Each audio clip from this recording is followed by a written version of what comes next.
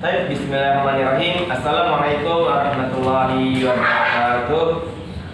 Alhamdulillahirabbil alamin wa bihi nasta'in wa ala umuri dunya waddin wassalatu wassalamu ala asrofil anbiya wal mursalin wa ala alihi wa sahbihi ajma'in amma ba'du.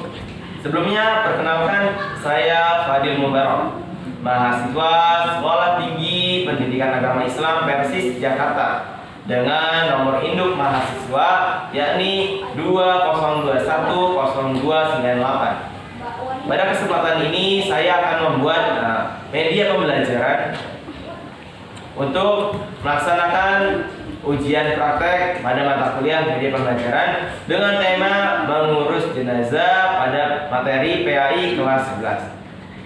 Baik, di sini saya yang pertama kali akan bagaimana caranya apabila kalian memiliki saudara, kerabat, tetangga, atau orang terdekat Anda ketika sedang sakaratul maut.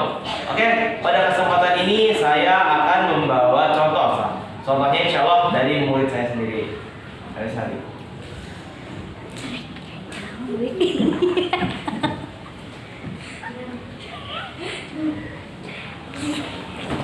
Oke, misalnya ini saudara kalian atau kerabat kalian yang sedang sakaratul maut. Nah, itu ketika di antara hidup atau mati. Nah, saya atau kalian harus bisa namanya mentalkin.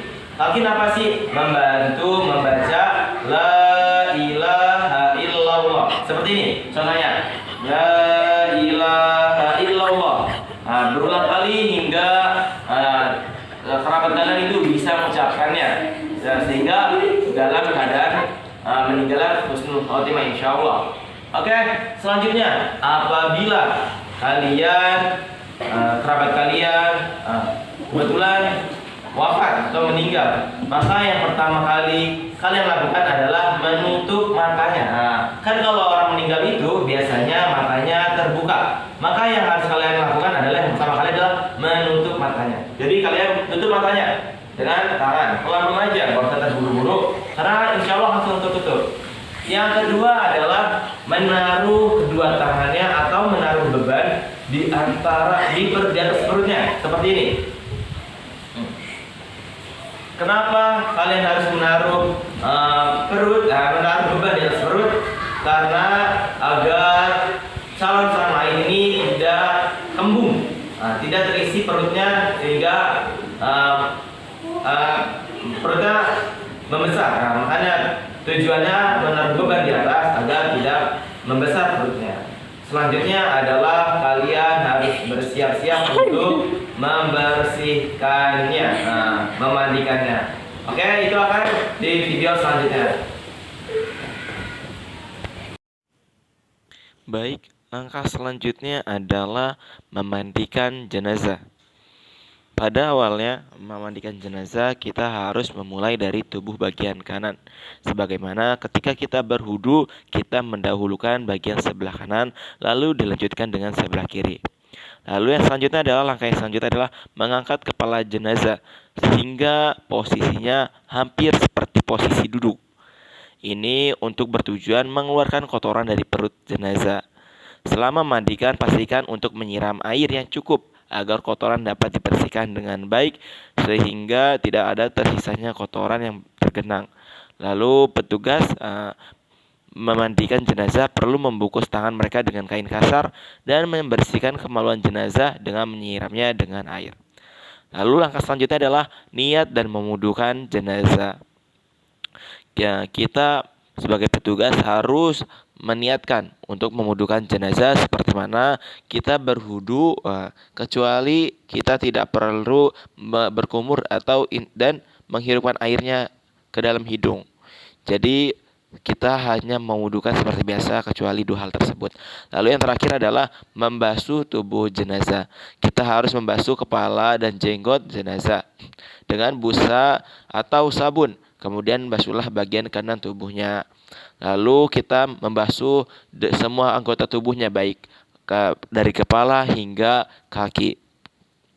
Selanjutnya adalah kita kita sebagai petugas memandikan jenazah disunahkan untuk membungkus tangannya dengan kain. Itu adalah step memandikan jenazah. Baik, step selanjutnya adalah mengkafani. Ada perbedaan di antara jenazah laki-laki dan jenazah perempuan. Untuk laki-laki menggunakan 3 lembar kain kafan. Namun untuk jenazah perempuan menggunakan 4 kain kafan. Yang pertama, kita meletakkan 5 utas tali, yaitu 3 panjang dan 2 pendek. Sebanyak 3 panjang digunakan untuk sikut, pinggang, dan lutut. Sedangkan 2 tali pendek untuk mengikat ujung kepala atau pocong dan ujung kaki.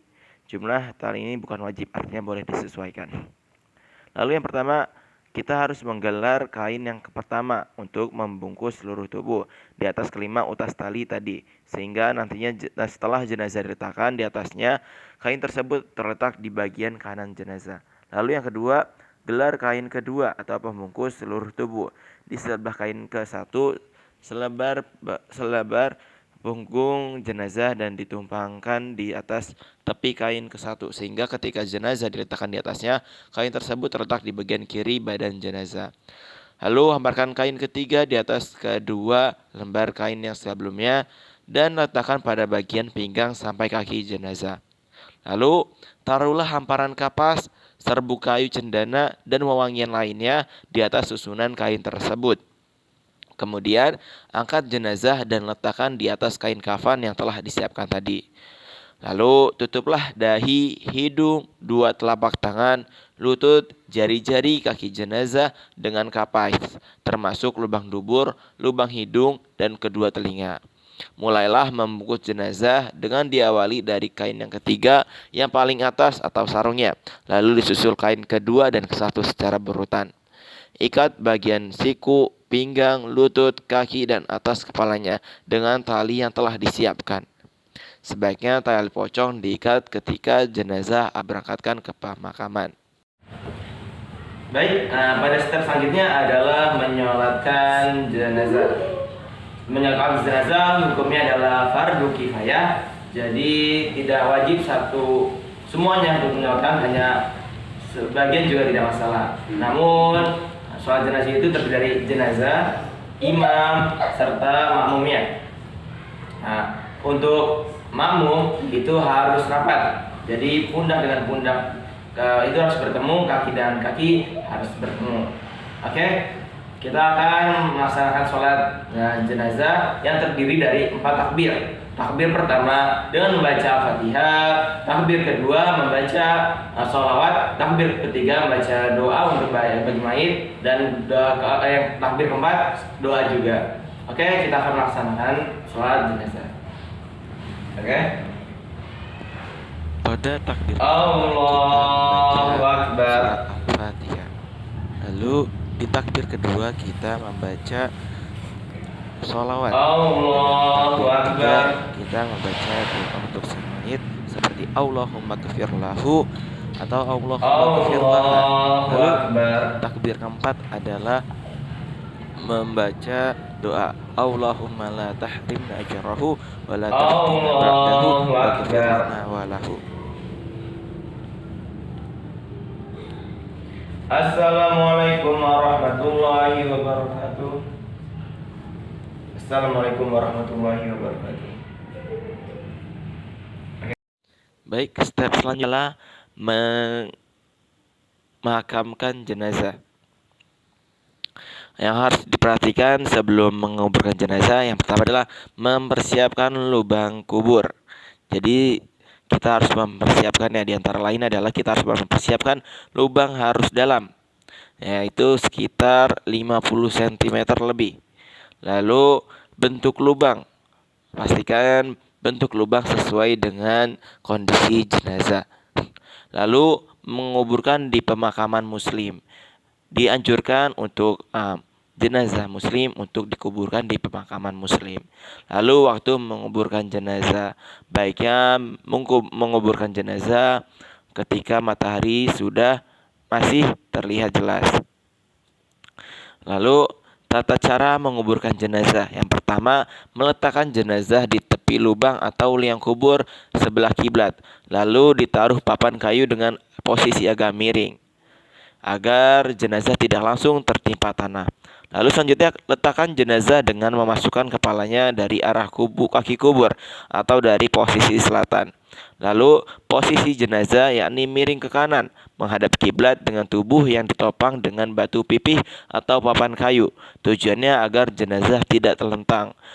Para ulama menyarankan untuk meletakkan tanah di bawah pipi jenazah sebelah kanan setelah kain kafan dan semua tali dibuka. Saat jenazah dimasukkan ke liang kubur, dianjurkan baca doa berikut, yaitu Bismillahi wa ala millati sunnati Rasulillah, Allahumma ftah abwabal samai li ruhihi wa akrim nuzulahu wa wasi' madkhalahu wa wasilahu fi qabrihi. Lalu selanjutnya adalah khusus jenazah perempuan disarankan untuk membentangkan kain di atas kuburnya pada waktu dimasukkan ke liang kubur, sedangkan bagi jenazah laki-laki tidak dianjurkan. Lalu jenazah perempuan sebaiknya yang mengurus adalah laki-laki yang tidak dalam keadaan junub atau tidak menyetubuhi istri mereka pada malam sebelumnya. Lalu setelah jenazah diletakkan di lubang kubur, disarankan untuk menaburkan tanah 3 kali dari arah kepala mayit, baru kemudian ditimbuni tanah.